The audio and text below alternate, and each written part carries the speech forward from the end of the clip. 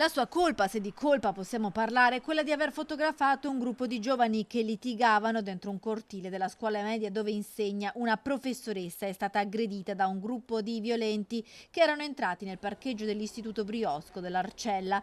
La docente aveva notato il gruppetto di nordafricani mentre litigava animatamente. Presenze estranee alla scuola, per questo aveva il cellulare acceso mentre cercava di dividerli. Uno di loro però l'ha spinta a terra e le ha strappato il telefono gettandolo.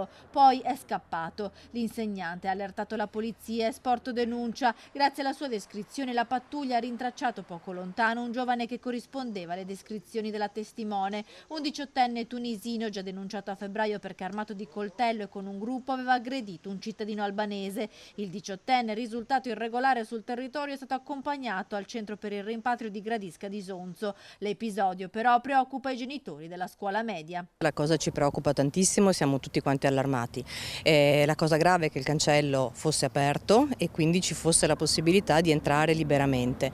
Un plauso va all'insegnante che si è chiaramente prontamente schierata per fermare queste persone, però non deve succedere, è una cosa che non deve accadere. Io sono sicura che il dirigente prenderà provvedimenti perché si è dimostrato essere una persona molto disponibile, quindi auspico che venga chiuso questo cancello e possibilmente venga dotato anche di telecamere. Da vicepresidente della Consulta, Rossella Salvanni invita poi i residenti dell'Arcella a segnalare presenze pericolose in quartiere nella chat di controllo del vicinato. È successo giusto a me l'altro giorno, sono stata diciamo quasi seguita da dei ragazzi nordafricani e sinceramente alle 8 di sera, quindi alle 20, non in orario tardo, essere seguita da 3 individui mi ha preoccupato, tanto più che appunto ho 2 ragazzi in età adolescenziale.